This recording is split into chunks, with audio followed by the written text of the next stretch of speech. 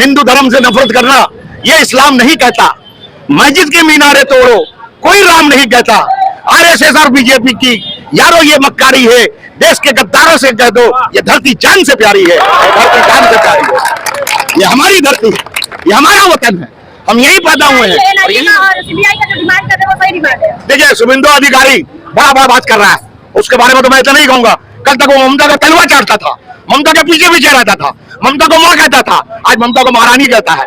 उससे पूछना चाहते हो उसको बेरुपया से, नमक हराम से, जो टीएमसी में था टीएमसी छोड़ के बीजेपी में गया, सिर्फ अपने आप मत कहिए। जो ईद बनाने से रोक ले और बकरीद मनाने से रोक ले। जो मेरे धर्म में है हम सीना ठोक के कहते हैं, कल भी मनाएंगे और जब तक जिंदा रहेंगे, जब तक दुनिया रहेगी। मुसलमान मनाता हुआ है, किससे डर रहे? पुलिस से डर रहे हैं। हम मुसलमान किससे डर रहे हैं? अदालत से डर रहे हैं। इसलिए मालूम ये होता है ये दौरे तबाही है, शीशे की अदालत है और पत्थर की गवाही है। दुनिया में कहीं ऐसी तफसील नहीं मिलती, कातिल ही मुआविज और कातिल ही सिपाही है। मालूम ये होता है ये दौरे तबाही है। मुसलमानों को मालूम है कि अदालत में जाएंगे, अदालत शीशे का है। एक हावड़ा ही नहीं है, पूरे हिंदुस्तान में भी इस वक्त यही हाल चल रहा है। हावड़ा लेकर आप सोच रही हैं, गुजरात में भी यही हुआ, महाराष्ट्र में भी वही हुआ। रामनवमी के नाम में, राम का नाम लेकर जो आतंक मचा हुआ है आरएसएस और बीजेपी जो कर रही है हिंदुस्तान के अंदर, और खास करके टारगेट मुसलमानों को बनाया जा रहा है, इसको बहुत गंभीर से सोचने का वक्त है कि हम मुसलमान करें तो क्या करें। सवाल इस बात का है, सवाल इस बात का नहीं कि खाली हावड़ा में हुआ, हावड़ा में पहले भी हुआ था, आखिर हावड़ा में दोबारा क्यों हुआ?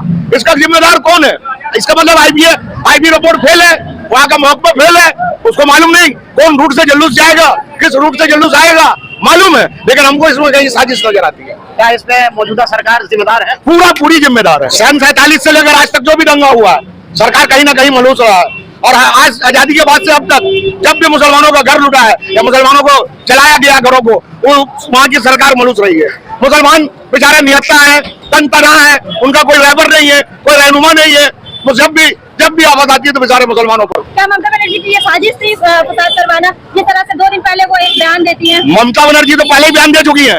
उस बयान को आप सुनिए, उन्होंने क्या कहा था? आरएसएस और बीजेपी के लोग दंगा करवाना चाहते हैं। जब उनको मालूम है ये लोग दंगा करवाना चाहते हैं तो क्या उनकी सरकार सो रही थी? उनका महकमा सो रहा था?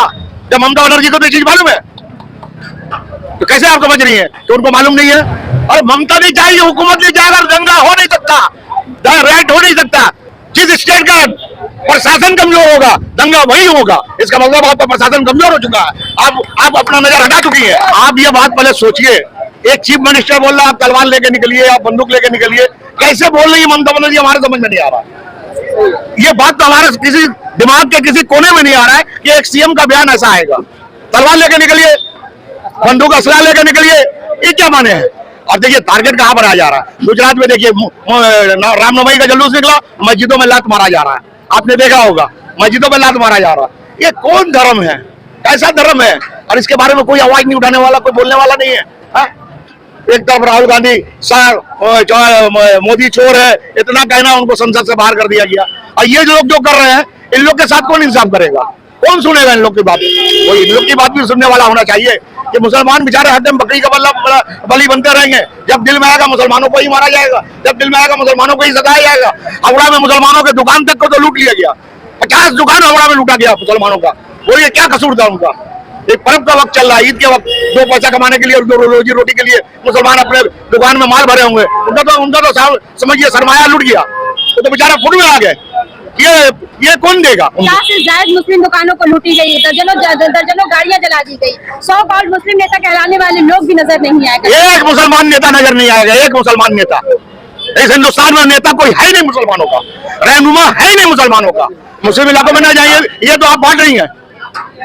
मुसलमानों इलाके में आप मत जाइए, ये तो हिंदू मुसलमानों को बांटना हुआ। ये वर्ड इस्तेमाल ही नहीं करना चाहिए चीफ मिनिस्टर को। कैसे कहा उन्होंने कि मुस्लिम इलाके में नहीं जाए? जरूर जाइए, जरूर आइए, हम कहेंगे आपको, लेकिन ये तो टीम बनाना चाहिए था, वहां के पास और लोगों को लेना चाहिए था। अगर रामनवमी का जुलूस निकल रहा है तो कुछ पार्टी के लोग होते, कुछ इलाकाई लोग होते, वहां के मौजूद हस्तियां होती, मेरा ख्याल है एक दंगा उंगा कुछ नहीं होता।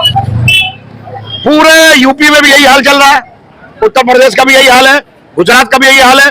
अब लग रहा है बंगाल में वो लोग पैर जमा चुके हैं।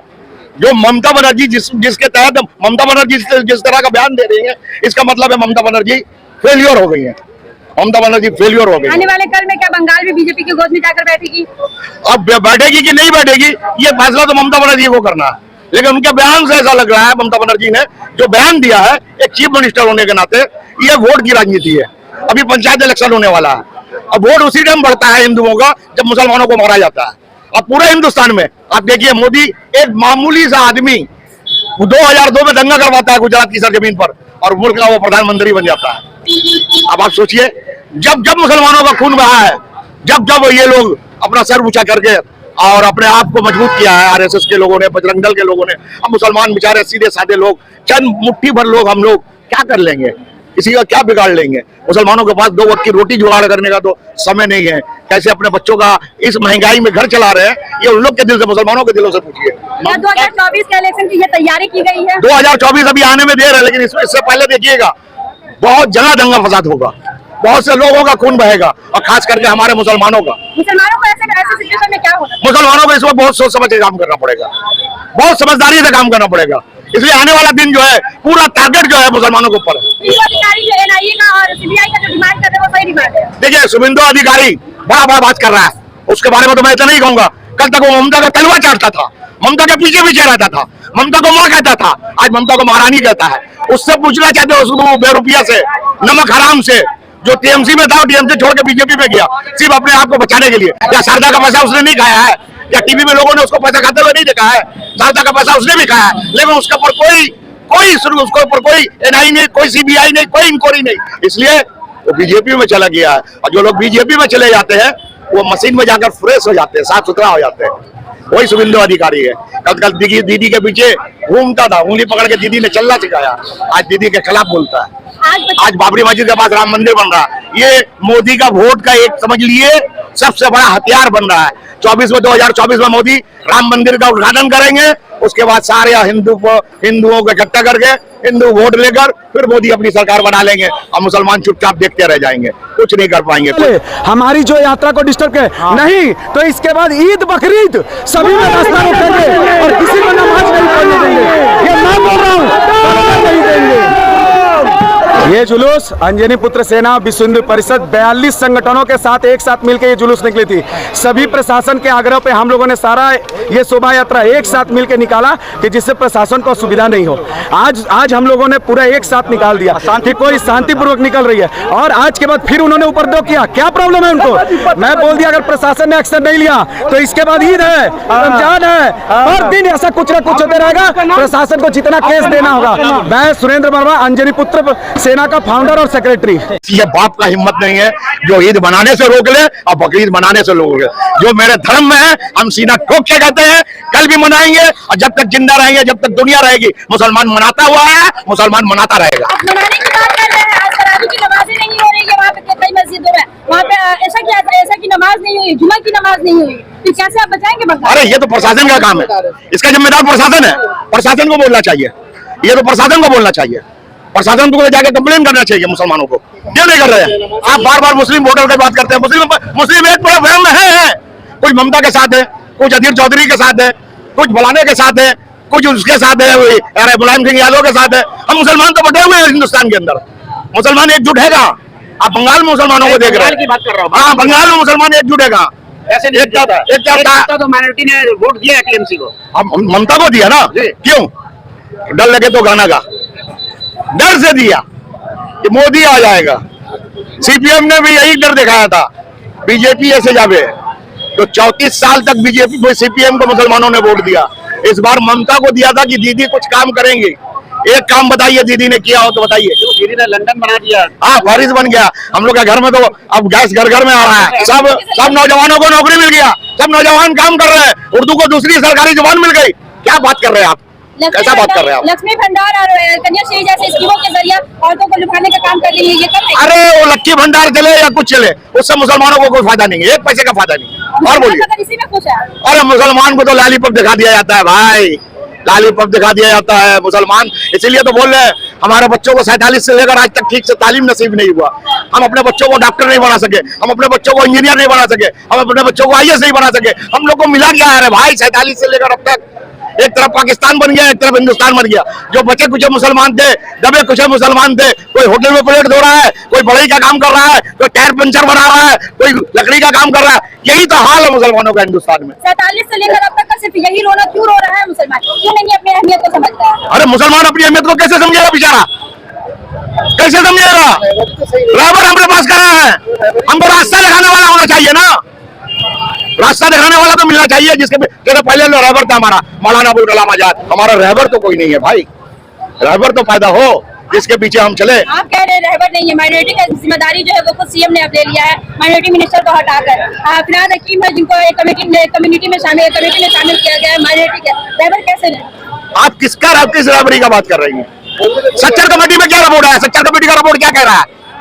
सच्चर कमेटी का रिपोर्ट ये कह रहा है कि मुसलमानों की हालत चमार से बदतर है, दलित से बदतर है मुसलमानों की हालत। सच्चर कमेटी के रिपोर्ट में कितना काम हुआ हमको बताइए तो जरा सा।